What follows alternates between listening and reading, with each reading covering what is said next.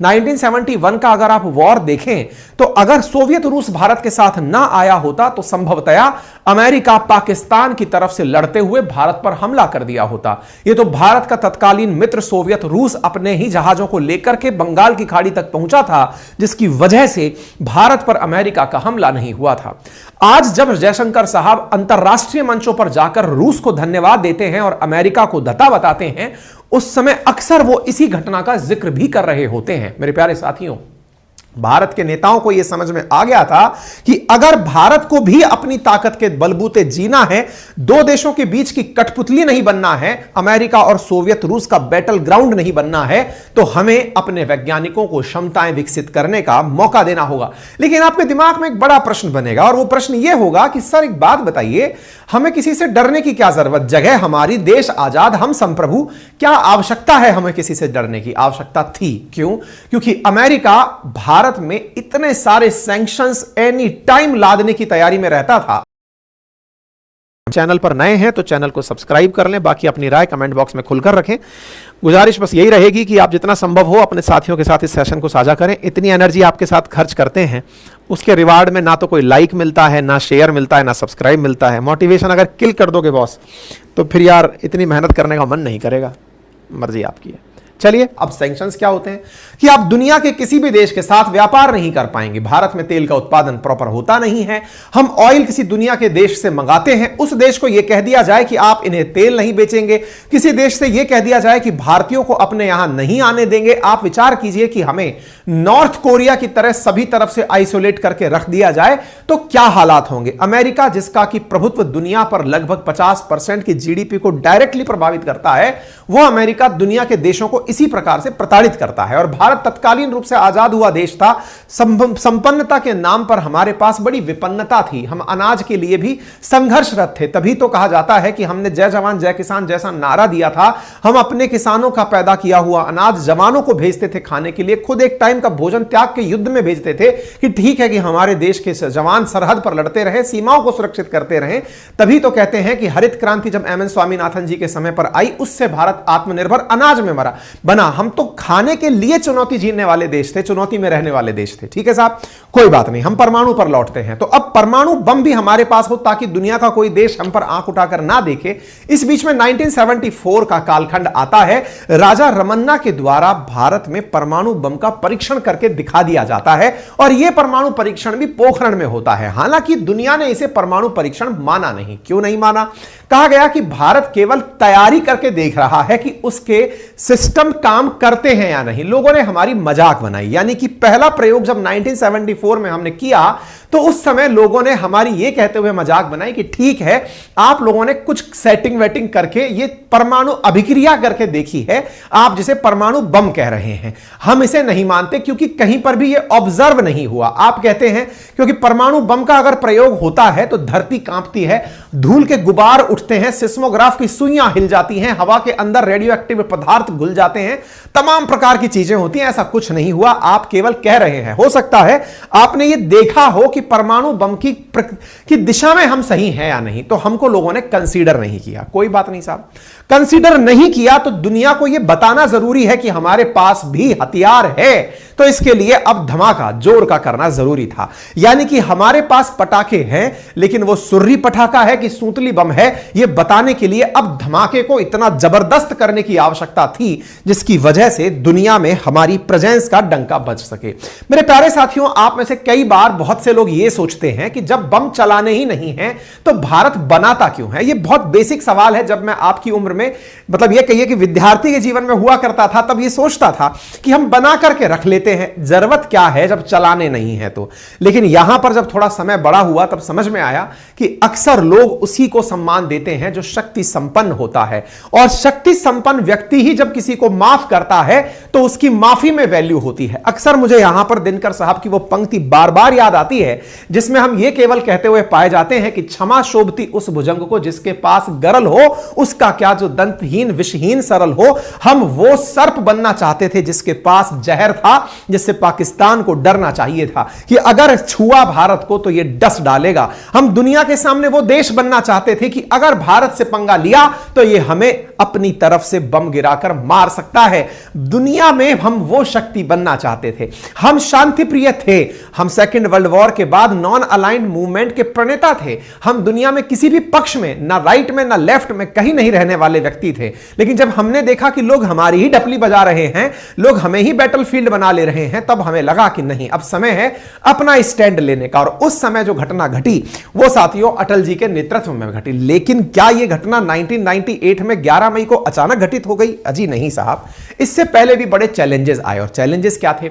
असल में 1995 के कालखंड में भी भारत ने परमाणु परीक्षण करने की कंप्लीट तैयारी कर ली थी, लेकिन 74 में किए गए भारत के धमाके से अमेरिका सतर्क हो गया था।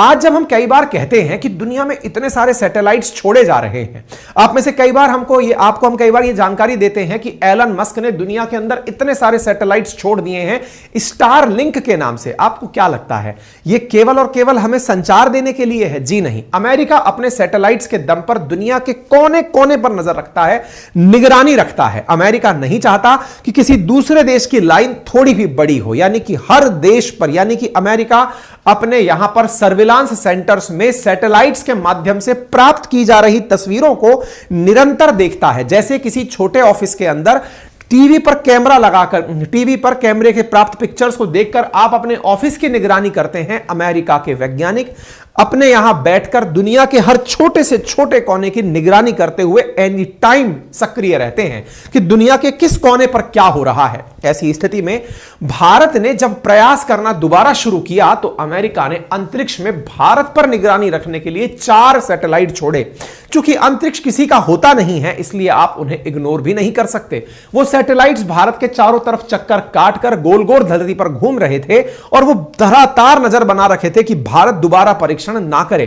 कई बार जैसे आपने सुना भी होगा, जब हम कई बार कहते हैं कि ईरान के परमाणु वैज्ञानिक को सैटेलाइट के द्वारा मार दिया गया, तो यह बात अतिशोक्ति नहीं है, यह सच्चाई हुआ करती है। मेरे प्यारे साथियों, कालखंड में जब 1995 में नरसिम्हा राव सरकार और हमने यह ट्राई किया कि हम एक बार परमाणु परीक्षण करें, तो उस समय अमेरिका के सैटेलाइट से प्राप्त इमेजेस के चलते भारत को परमाणु परीक्षण से रोक दिया गया और कहा गया कि अगर आपने परमाणु परीक्षण किया तो हम आपके ऊपर सैंक्शंस लाद देंगे।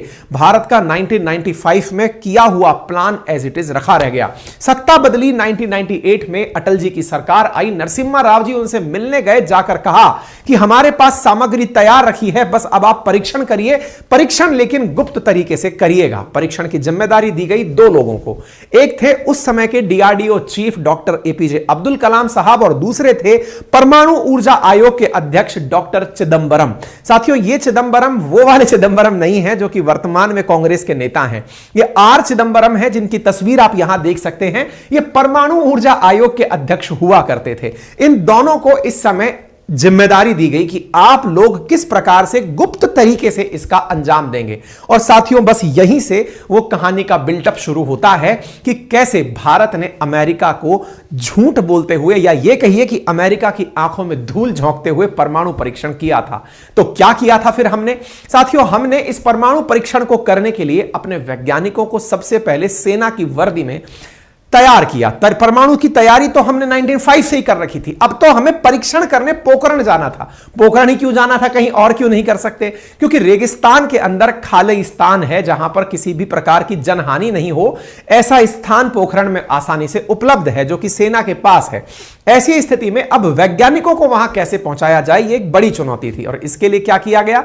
इसके लिए वैज्ञानिकों को सेना की ड्रेस पहनाई गई। साथियों, 20 अप्रैल 1998 में भारत ने परमाणु विस्फोट करने के फैसले को अपनी तरफ से अपने शीर्ष वैज्ञानिकों को बता दिया। वैज्ञानिकों से कहा गया कि वो अपने परिवार में यह बोलकर जाएं कि वो किसी गुप्त काम पर, किसी मुख्य काम से जा रहे हैं, बाहर जा रहे हैं, 20 दिन ऐसी जगह जा रहे हैं जहां पर फोन वोन नहीं लगेगा।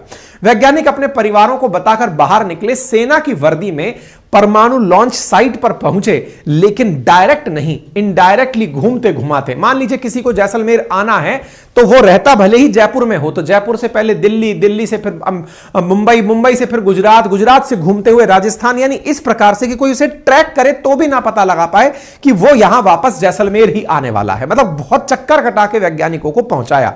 वैज्ञानिकों को सेना की वर्दी पहनाई गई, जिसे आप यहां देख सकते हैं। आप यहां पर चिदंबरम साहब को और यहां पर अब्दुल कलाम साहब को सेना की वर्दी में देख सकते हैं। वैज्ञानिकों को कोड नेम दिया गया, जैसे परमाणु बमों का कोड नेम दिया गया था कैंटीन स्टोर्स, और तो और परमाणु बमों के साथ साथ यहां पर पूरे ट्रकों के कारवां को जहां पर बम रखने थे सबके कोड नेम थे, ताकि किसी को यह ना लगे कि यहां वैज्ञानिक काम कर रहे हैं। सेना का काम है रेगुलर तरीके से चलता रहता है, जैसे काफिले चलते हैं ऐसे चलता रहेगा। मेरे प्यारे साथियों, हमने अपने बमों को बंबई में रखा हुआ था। साथियों, बंबई में रखे हुए हमारे परमाणु बम जो प्लूटोनियम से बने हुए थे, ये इतने शक्तिशाली थे कि अगर इनकी जानकारी बंबई वालों को भी लग जाए कि बम बंबई में रखे हुए हैं, तो हाहाकार इस बात का मच जाए कि अगर ये फट गए तो क्या होगा। हमें अब बड़ी चुनौती यह देखनी थी कि बॉम्बे से निकालकर परमाणु बमों को जैसलमेर कैसे लेकर आए। ऐसा क्यों? क्योंकि परमाणु बम का निकलना, जहां पर रखे हुए हैं उस गुप्त स्थान से बाहर आना, जैसे ही बहुत ज्यादा सीक्रेसी बरती जाएगी, अमेरिका को खबर लग जाएगी कि कुछ करने जा रहे हैं। ऐसी स्थिति में सीक्रेट लोकेशन से बम को जैसलमेर तक पहुंचाना भी अपने आप में एक बड़ा मिशन था। मेरे प्यारे साथियों, इस मिशन को अंजाम देने के लिए बहुत तरीके से प्लानिंग की गई थी, और बहुत तरीके से प्लानिंग को इस प्रकार टेनिस बॉल के आकार की हमारी ये प्लूटोनियम की बॉम्ब्स की गोलियां थी, जिन्हें लेकर के इस प्रकार से पहुंचना था। ये परमाणु नाम की जो मूवी है उसके अंदर दिखाया गया है। 4 ट्रक्स में रख करके इन गोलों को एयरपोर्ट तक पहुंचाया गया था। साथियों, एक वरिष्ठ पत्रकार हैं जिनका नाम है राज चेंगम्पा, उन्होंने weapons of peace the secret story of India's quest to be a nuclear power नामक पुस्तक में इस बारे में जानकारी देते हुए बताया है कि किस प्रकार से परमाणु वेपन्स को बंबई से जैसलमेर तक लाया गया था। कहा गया कि जिस जगह ये वेपन्स रखे थे, आप में से कुछ लोगों के दिमाग में सवाल हो सकता है क्या कि भारत के प्रधानमंत्री को कभी पता था कि वेपन्स कहां रखे हैं? बिल्कुल पता था।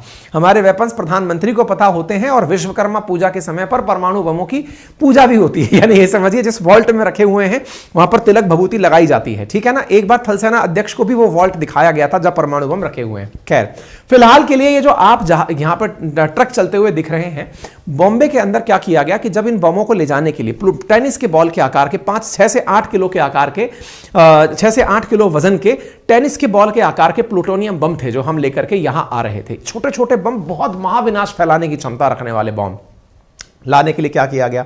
लाने के लिए प्लानिंग इस प्रकार से कही गई कि मुंबई के अंदर लोग बहुत लेट नाइट तक सोते हैं, रात भर मुंबई रात में जगता है। ऐसी स्थिति में बोले बम को ले जाने के लिए ट्रकों का मूवमेंट कैसे कराया जाए, तो पहले से ही सारे सिक्योरिटी क्लियरेंसेस क्लियर करके रखे गए। समय तय किया गया, रात को 2 बजे ट्रक्स आएंगे उस सीक्रेट लोकेशंस पर बम लेने के लिए। वैज्ञानिकों को और उन जांच एजेंसीज को पता था कि ये कहां पर आएंगे। 4 ट्रक्स प्रॉपर तरीके से आते हैं, रात को 2 बजे पहुंचते हैं, वहां से ट्रक्स अपने साथ बॉम्ब्स को लेकर के कुछ ही मिनटों की दूरी पर रखे एयरपोर्ट पर पहुंचते हैं। एयरपोर्ट पर ट्रक्स की कोई चेकिंग नहीं की जाती है। एक रेगुलर अभ्यास की तरह रात के समय ट्रक आते हैं, वहां खड़ा हुआ एक हवाई जहाज जो पहले से ही तैयार करके रखा गया था इन ट्रकों के सामान को ले जाने के लिए, उसके अंदर सीधा सामान चढ़ा दिया जाता है। हवाई जहाज वहां से उड़ता है और आकर के अल सुबह जैसलमेर पहुंच जाता है। यानी यह प्रक्रिया इतना गुप्त तरीके से अंजाम दी गई जिसका बहुत बड़ा महत्व था। अमेरिका को अगर यह जानकारी पता लग जाती कि बॉम्ब ट्रांसपोर्ट हो रहे हैं तो भी अपने आप में बहुत बड़ी सुर्खी बन जाती। लेकिन हमने इन परमाणु बमों को, जो कि वैज्ञानिकों के द्वारा किया जाने वाला कार्य था, हमने सेना की वेशभूषा में इसका अंजाम दिया। इसलिए लोगों को लगा कि सेना का रेगुलर मूवमेंट चल रहा है, और जैसलमेर चूंकि पाकिस्तान बॉर्डर के नजदीक है तो सेना का मूवमेंट आए दिन लगा रहता है। हम अपने तरफ से जो हमारे उस समय के राष्ट्रपति नारायण साहब थे उनको बोले कि आप अपने वर्ल्ड टूर को थोड़ा सा पोस्टपोन कर दीजिए। उन्हें जाना था विदेश यात्रा पर, उन्हें थोड़ा होल्ड पर डाल दिया गया। जो चिदंबरम साहब हैं, इनकी बेटी का विवाह होना था, इनसे कहा गया आप अपनी बेटी के विवाह को कुछ दिन टाल दीजिए, क्योंकि विवाह के अंदर आप उपस्थित नहीं हो पाएंगे तो लोगों को शक हो जाएगा कि आप किसी ना किसी गुप्त काम पर लगे हुए हैं, तो किसी को किसी प्रकार का डाउट ना हो। इसलिए इस पूरे कार्यक्रम को सेना का कार्यक्रम बनाकर दिखाया गया, वैज्ञानिकों का कार्यक्रम नहीं। यह नहीं दिखाया गया कि डीआरडीओ कुछ कर रहा है, यह नहीं दिखाया गया कि भारत एटॉमिक रिसर्च इंस्टीट्यूट कुछ कर रहा है। गुप्त रूप से जिस कार्य को अंजाम दिया जा रहा था, ट्रक उन प्लूटोनियम बमों को लेकर के पोखरण पहुंचते हैं। सीक्रेट वॉल्ट में रखे ट्रकों सामान को लेकर के यहां पर जब पहुंचते हैं, जहाज से सामान को जब यहां पहुंचाया जाता है, तो ये नजारा अपने आप में बहुत खास होता है। और इसके ऊपर ये जो राज चेनगप्पा हैं, इनकी पुस्तक के अंदर कंप्लीट डिटेल लिखी गई है कि किस प्रकार से हमारे इन वेपन्स को ले जाकर के पहुंचाया गया था। राजा गोपाला चिदंबरम जी उस समय हेड हुआ करते थे और वो बहुत ज्यादा इस विषय को लेकर के चिंतित थे कि परमाणु यहां तक बम पहुंचेगा कैसे। खैर चलिए, इसके बाद क्या हुआ साथियों, इसके बाद में अब इन बॉम्ब्स को जमीन के अंदर लगभग 200-250 मीटर बताया गया था, कई जगह लिखा हुआ है लगभग 280 मीटर की गहराई में गड्ढे खोद करके बॉम्ब्स को डाला गया था। अक्सर यह कहा जाता है कि बॉम्ब्स जब चलते हैं तो जमीन के भीतर गड्ढा होता है, लेकिन यहां पर क्या किया गया, पहले हमने गड्ढे खोदे और गड्ढे खोद करके लगभग 200-250 मीटर के गड्ढे में अपने बॉम्ब्स को रखा, ताकि उसकी वजह से राजस्थान के आसपास के क्षेत्रों में किसी प्रकार की कोई जनहानि ना हो। क्योंकि बम जब चलेगा, अच्छा दो बातें होती हैं परमाणु बम के अंदर, और वो क्या है, परमाणु बम जब चलता है तो बड़ी ऊर्जा तो उत्पन्न करता ही है, साथ में रेडिएशंस भी छोड़ता है। रेडियो एक्टिव विकिरणें अल्फा बीटा गामा के नाम से निकलती हैं।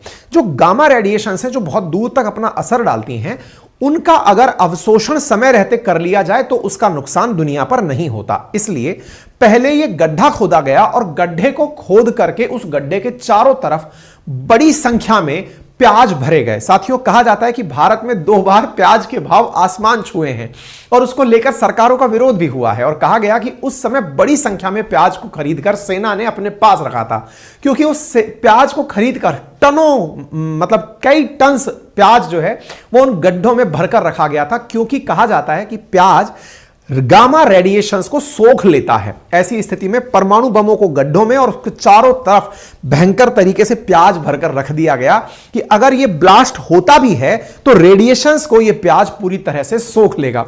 अब सोचने की बात यह है कि पोखरण जो पहले से ही 1974 में ही अमेरिका की नजर में आ चुका था, 1995 में हम एक बार परीक्षण के लिए जाते समय पकड़े गए थे। अब अमेरिका पूरी मुस्तैदी के साथ हम पर नजर बनाए हुए था कि यदि यहां पर कोई भी हलचल पोखरण में हुई तो यह पता चल जाएगा कि इंडिया परमाणु परीक्षण कर रहा है, और इंडिया को हम तत्काल प्रभाव से कॉल करके रोक देंगे कि तुम्हें हम यह नहीं करने देंगे। ठीक है साहब। अब हमारे साथ दिक्कत क्या है, ये बिल्कुल वैसे है जैसे चोर कई बार किसी मालिक के घर में लगे हुए कैमरे के नजर के सामने चोरी करने आए और मालिक को भी ना पता चले कि चोरी हो गई। यानी कैमरा आपके सामने देख रहा है और वहां से चोरी करनी है, तो क्या किया जाए। चोर तो साहब मुंह ढक के चोरी करने आ जाता है, लेकिन हमारे सामने मुसीबत यह है कि हम मुंह ढक के भी नहीं कर सकते। क्यों? क्योंकि उसका जो सैटेलाइट चल रहा है वो कैसी भी मूवमेंट उस क्षेत्र में देखेगा, कैप्चर कर लेगा। तो हमारी मुसीबत यह थी कि हमें पूरे टाइम यह नजर भी रखनी थी कि हमारे ऊपर से सैटेलाइट कब क्रॉस हो रहा है। जिन जिन समय पर सैटेलाइट हमारे ऊपर से क्रॉस होगा, हम उस समय पर कोई काम नहीं कर सकते, नंबर 1। और नंबर 2, सैटेलाइट में हर 4 घंटे, हर 8 घंटे, हर 12 घंटे बाद की तस्वीरें ली जाती थी, और उन तस्वीरों में यह देखा जाता था कि क्या इस साइट पर कोई भी हलचल हुई है, क्या कोई भी परिवर्तन इस साइट पर हुआ है। अगर हुआ है तो फिर उसका माइन्यूटली ऑब्जर्वेशन किया जाता था। तो अब आप सोचिए, हमारे लिए उस क्षेत्र में 280 मीटर के आसपास का पहले तो गड्ढा खोदना, 100 से अधिक वैज्ञानिकों को उस क्षेत्र में इस प्रकार की व्यवस्था के लिए तैयार करना सो दैट वो परमाणु परीक्षण कर पाए, वैज्ञानिकों को वहां पर पहुंचाना, ट्रांसपोर्ट के नाम पर ट्रकों का वहां पहुंचना, और किसी भी प्रकार की चूक ना हो, यह सारा अंजाम देना था। अब आप सोचिए किस तरह से यह प्लान किया गया होगा। जब वो सैटेलाइट गुजरता, हम उस दौर में अपने काम को अंजाम देते। जैसे ही वो निकला हम खोदना शुरू करते, अपना माल डालते, और जैसे ही वो निकलता हम तुरंत अपने ऊपर चद्दर ओढ़ करके या फिर ये समझ के कि वहां से डायरेक्ट छुप करके गायब हो जाते। आप ये फिल्म देखिएगा, परमाणु करके जो फिल्म है, इसमें बहुत बेहतरीन तरीके से इस दृश्य को दिखाया गया है कि किस प्रकार से इसको अंजाम दिया गया था। बड़े ही गुप्त तरीके से हमने इस पूरे कार्यक्रम को अंजाम दिया कि हम उनकी नजर में ना आए।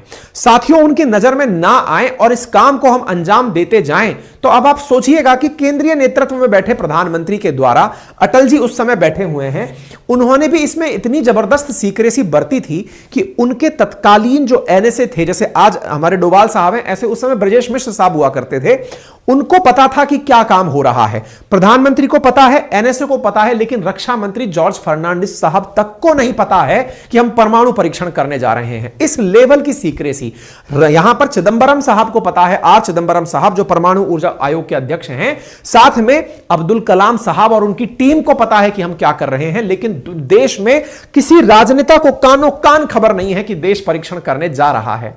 लेकिन इस दौर में राजनेताओं के सामने भी प्रधानमंत्री को बड़ा ही शांत रिएक्ट करना है कि हम इस काम को अंजाम देने तो जा रहे हैं, लेकिन मजाक ना बन जाएं, क्योंकि दुनिया की खुफिया एजेंसी में सर्वश्रेष्ठ मानी जाने वाली CIA हम पर एनी टाइम निगरानी रख रही है। तो अब आप सोच गए होंगे कि उस समय का कालखंड किस प्रकार का रहा होगा। अब ऐसी स्थिति में हम परमाणु बमों को इस वाली न्यूक्लियर साइट पर गहरे गड्ढे में उतार रहे हैं। यह न्यूक्लियर टेस्ट साइट है जो आपको बिल्कुल बैरन सी दिख रही है, ये जानबूझकर ऐसी है क्योंकि ऊपर से ये लगे कि यहां कुछ नहीं हुआ है। इसके अंदर गहरे गड्ढे खोद करके पहले परमाणु बमों को सेट किया गया। वैज्ञानिकों को जहां रखा गया वो जमीन के बिल्कुल नजदीक चिपके हुए टेंट से थे, जो दूर से देखकर यह लगे कि यह जमीन का हिस्सा है, मिट्टी, पेड़ पौधे, इस तरह के टेंट्स थे। वैज्ञानिकों को सेना की ड्रेस पहनाई गई ताकि यह लगे कि सेना यहां पर काम कर रही है। अमेरिकी उपग्रहों से बचकर प्रॉपर तरीके से यहां पर काम किए जा रहे थे। इस प्रकार का एक दृश्य उस मूवी में भी दिखाया गया है कि इस प्रकार से निगरानी यहां पर पूरे टाइम रखी जाती थी। ठीक है साहब, हमारे वैज्ञानिकों ने पूरी तरह से इस पूरी चीज पर नजर रखते हुए काम किया। कलाम साहब ने इस बारे में बाद में जब ये परीक्षण हुआ उसके बाद में कई इंटरव्यूज में इस बात का जिक्र भी किया कि हमने कैसे अपने न्यूक्लियर टेस्ट को अंजाम दिया। ठीक है साहब, प्याज का इस्तेमाल हो गया, सब कुछ हो गया। एनएसए साहब पूरी तरह से प्रधानमंत्री के पास बैठे हुए हैं। अच्छा, एक मुसीबत उस समय और हुआ करती थी, और वो मुसीबत क्या थी? मई का समय जो है ना, उस समय राजस्थान के अंदर लू का माहौल आना शुरू हो जाता है, थोड़ी हवाएं चलने लगती हैं, मिट्टी उड़ने लगती है। मिट्टी उड़ने लगती है तो हमारे कार्यक्रमों में सबसे बड़ी दिक्कत यह है कि परमाणु परीक्षण हो और ऐसे समय में रेडिएशन का स्राव हो, और रेडिएशन हवा के माध्यम से भी कहीं अगर पहुंच जाए तो भी चिंता का विषय है। तो हमें यह देखना जरूरी था कि टेम्परेचर और स्थितियां बड़ी सामान्य रहनी चाहिए। कलाम साहब ने दिन की इस बात के लिए कहा कि सब परीक्षण हम 11 मई को करेंगे। बोले उस दिन बुद्ध पूर्णिमा है। बोले ऐसा क्यों? क्योंकि भारत गौतम बुद्ध का देश है, अहिंसा का। हम सूत्र दुनिया को पढ़ाते हैं। हम कहते हैं कि हम किसी के साथ में किसी भी प्रकार का पहले से युद्ध नहीं करेंगे। 2500 साल का भारत का इतिहास रहा है, भारत ने किसी देश पर आक्रमण नहीं किया है। तो हम आज भी इस काम को करेंगे केवल आत्मरक्षा के लिए, दुनिया को दिखाएंगे कि हमने बना लिया है, लेकिन किसी को धमकाने के लिए नहीं। दिन भी बड़ा टैक्टिकली विचार किया गया। सूचना मिली कि मौसम साफ रहेगा, परमाणु परीक्षण किया जा सकता है, तब जाकर साथियों ये दिन आया। और इस दिन में इस परमाणु परीक्षण को होते हुए आप इस तस्वीर में देख रहे हैं किस प्रकार से आसमान में धूल का गुबार उठा। साथियों, ये ऐसा बॉम्ब ब्लास्ट था कि अगर ये धरातल पर किया गया होता तो संभवतया आसपास बॉर्डर भी गायब हो गए होते। लेकिन इस परमाणु परीक्षण को जमीन के अंदर बहुत भीतर घुस के किया गया। उसके बावजूद भी जब यह परीक्षण हुआ तो मेरे प्यारे साथियों, आसपास के जिस भी व्यक्ति ने इस नजारे को देखा उसके रोंगटे खड़े हो गए। मेरे प्यारे साथियों, कहते हैं कि जो भूकंप को नापने के लिए सिस्मोग्राफ लगाया जाता है, जो सिस्मोलॉजी के तहत अध्ययन करता है कि कितना रिएक्टर स्केल पर भूकंप आया है, सबकी सुइयां अटक गई। वैज्ञानिक बंकरों से बाहर निकल करके भारत माता की जय के नारे लगाने लगे। जो भी इस दृश्य को देख रहा था भाव विभोर हो रहा था, क्योंकि भारत ने अमेरिका को चुनौती देते हुए उस लीग में कदम रख दिया था जिस लीग के लिए अमेरिका हमें ना जाने कब से रोक रहा था, कितने वैज्ञानिकों की बलि ले चुका था, हमारे आत्मसम्मान को चोट पहुंचा चुका था। जैसे ही यह सारा कारनामा हुआ, कलाम साहब के मुंह से निकला कि हमने दुनिया की परमाणु शक्तियों का प्रभुत्व समाप्त कर दिया है।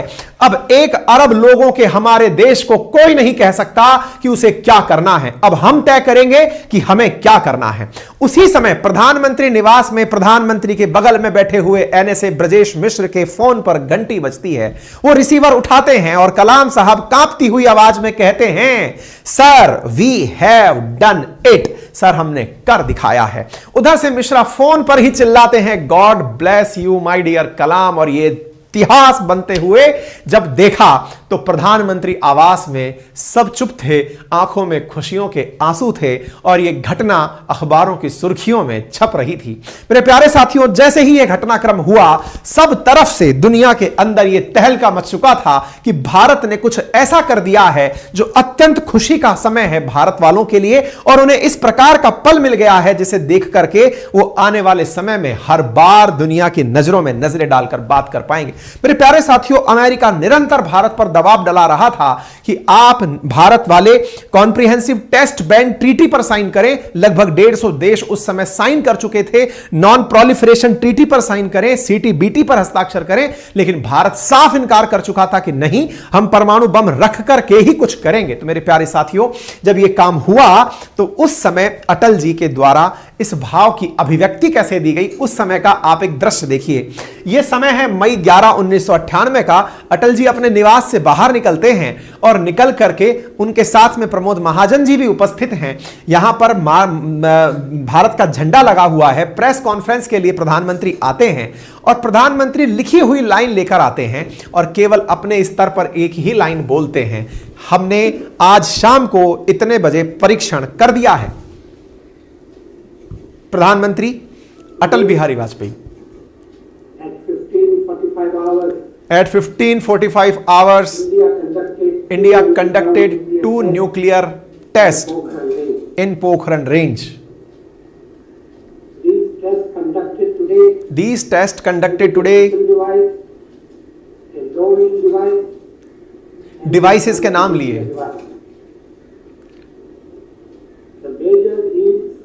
सबसे इंपॉर्टेंट बात यह है कि आपने अनाउंसमेंट में गिनती की पंक्तियां बोली और पत्रकारों से कहा, नो क्वेश्चंस प्लीज, आज कोई हमसे सवाल नहीं करेगा। आप इस इंटरव्यू के खत्म होने का दृश्य जरूर देखिएगा, मात्र 2 मिनट का इंटरव्यू है।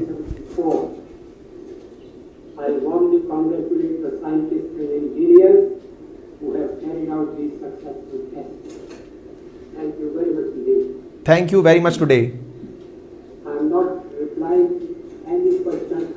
I am not replying any question now.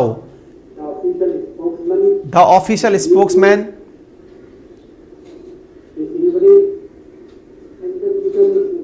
मतलब ऑफिशियल स्पोक पर्सन ही आपको जवाब देगा, मैं कोई जवाब नहीं दूंगा, कहकर प्रधानमंत्री यहां से निकल गए। मतलब यह वो दृश्य था जो कि बहुत से लोगों को एक लाइन में जवाब दे गया था कि मैं कोई भी जवाब नहीं दूंगा। और यह लाइन जब निकल कर आई, भारत के अंदर जश्न का माहौल था। यह वो कालखंड था जिस पर भारत पर दबाकर सैंक्शंस लादने की तैयारियां हो गई। अमेरिका ने कहा यह क्या कर दिया, लेकिन ऐसी स्थिति में भारत को हम अकेला छोड़ देंगे, सैंक्शंस लगा देंगे। भारत ने कहा सब कबूल है, तुम्हें जितने सैंक्शन लगाने हैं लगा दो, हम भुगतने को तैयार हैं। अटल जी ने इस कारनामे को डंके की चोट पर करके दिखाया, क्योंकि हमारे वैज्ञानिकों में यह क्षमता बहुत पहले से थी, भाभा के समय से थी, भाभा के समय से थी, राजा रमन्ना के समय से थी। लेकिन भारत जब से आजाद हुआ तब से निरंतर युद्धों में ही व्यस्त चल रहा था। उनके बावजूद भारत ने 1974 में परीक्षण करके दिखाया। तब लोगों ने हमारा मखौल बनाया कि तुमने तो केवल चला के देखा है कि चलता है कि नहीं, उसे परीक्षण ही नहीं माना गया। लेकिन अमेरिका यह समझ गया कि भारत तैयारी तो कर रहा है, तैयारी कर रहा है, तो अब इसे करने नहीं दिया जाएगा, करने नहीं दिया जाएगा। तो 1995 में हमें करने नहीं दिया गया। अटल जी जैसे ही सरकार में आए, सबसे पहले कहा करना है भाई, यही करना है, सबसे पहले यह तय किया जाए। और साथियों, यह कारनामा हुआ। और ऐसी स्थिति में आप उस समय डीआरडीओ चीफ हुआ करते थे, आप उन्हें सारी बातें फिर प्रॉपर तरीके से आके मीडिया को जवाब में दी। और प्रधानमंत्री फिर निकल करके लोकसभा में पहुंचे, संसद में पहुंचे और अपनी तरफ से जाकर के संसद को और देश को जवाब देते हुए कहा कि हमने परमाणु बम आत्म सुरक्षा के लिए बनाया है, ताकि हमारी तरफ कोई भी नजरें उठाकर ना देखे। भारत की इस सफलता पर अमेरिका को बहुत खीज हुई। क्यों? क्योंकि अमेरिका तब से पहले केवल और केवल पाकिस्तान को ही पोषित करता आ रहा था। निरंतर हर भारत पाकिस्तान युद्ध में पाकिस्तान को अमेरिका के द्वारा सपोर्ट दिया जा रहा था। बिल क्लिंटन उस समय भारत की तरफ बहुत खफा होते हुए उन्होंने हमारे ऊपर बहुत सारे सैंक्शंस लगा दिए। आप ये खबर देख सकते हैं 1998 की, US imposes sanctions on India. और ऐसी स्थिति में ब्लिंकन की तरफ से बयान आया और उन्होंने पब्लिकली बाहर आते हुए कहा, और ये उनका स्पीच भी है जिसमें उन्होंने कहा कि एशिया के अंदर भारत के द्वारा परमाणु बम का परीक्षण किया गया है, यह सही तरीका नहीं है। भारत को कॉम्प्रिहेंसिव टेस्ट बैन ट्रीटी के ऊपर साइन करना चाहिए। हम इस तरह की चीजों को एडमायर नहीं करते हैं, लेकिन भारत तो पहले ही निर्णय ले चुका था कि हम अब ऐसा ही करेंगे। और भारत ने लोगों को यह विश्वास जरूर दिलाया कि हम नो फर्स्ट यूज, हम अपने स्तर पर पहले कभी भी इसका इस्तेमाल नहीं करेंगे। नंबर दूसरा, जिसके पास परमाणु बम नहीं है उसके ऊपर भी हम परमाणु बम नहीं चलाएंगे। लेकिन हां, एक बार किसी ने गुस्ताखी हम पर कर दी तो उसे फिर छोड़ेंगे भी नहीं। भारत ने अपनी नई परमाणु नीति उस समय अपनी तरफ से घोषित कर, हथियारों का प्रयोग करने में पहल नहीं करेंगे, हम पहल नहीं करेंगे। नो फर्स्ट यूज, कि जिनके पास परमाणु शस्त्र नहीं है हम उनके विरुद्ध उनका उपयोग नहीं, जिनके पास परमाणु शस्त्र नहीं है वो उनके विरुद्ध भी इसका उपयोग नहीं करेंगे। मेरे प्यारे साथियों, आप सबने इस पूरी कहानी को इतना डिटेल में एंड तक सुना है, और मैं आपको स्टैटिक्स बता दूं कि YouTube पर जितने भी आप में से मुझे लिसनर सुन रहे हैं उनमें से बहुत ही कम लोगों ने मुझे सब्सक्राइब किया हुआ है। सब्सक्राइब करने में कुछ फ्रैक्शन ऑफ सेकंड का समय लगता है, उसमें आपका कोई चार्ज नहीं लगता, लेकिन हमें उसका बहुत लाभ होता है क्योंकि हम उससे बहुत मोटिवेट होते हैं। सब्सक्राइब का बटन दिया हुआ है, उसे आप क्लिक कर दीजिए। अगर आपको ये स्टोरी आज जान करके रगों में खुशी का फिर से एक ज्वार आपके मन में निकला हो तो आज के सेशन को सब्सक्राइब जरूर करिएगा।